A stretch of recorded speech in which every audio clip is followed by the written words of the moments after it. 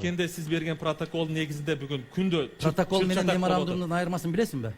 Протоколду ратификацияга киргенде Билбейсиң. Исмаил Исаков артта кайтарган. Протокол эч качан Мыйзамды ратификацияга алып келгенде сиз жакшы билесиңиз, 10-жылы Исмаил Исаков артта кайтарды. Болсом, карайын.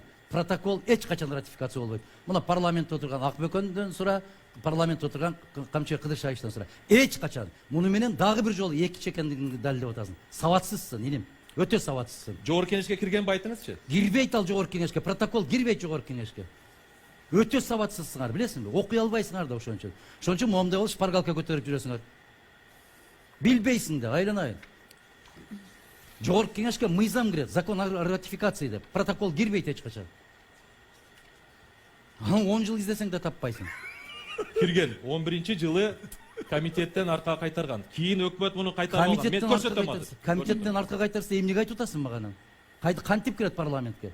11-жылы Мадумаров жумушсуз. 2 жыл жумушсуз жүргөндө 11-жылы караганды эмнеге айтасың мага?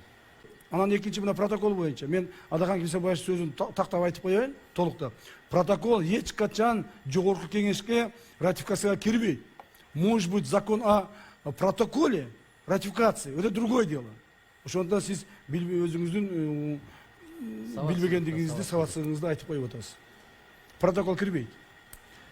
Уруксат этсеңиздер, мына өкмөттүн токтому 25 январь 2012 жылы номер 52 отозвать из Жогорку кеңеши Кыргызской Республики проект закона о ратификации протокола между правительством Кыргызской Республики. Проект закона о ратификации протокола деп турат. Проект закона түшүнбөсөңөр, чала сабат болсоңор сүйлөп эле койгулачы берди.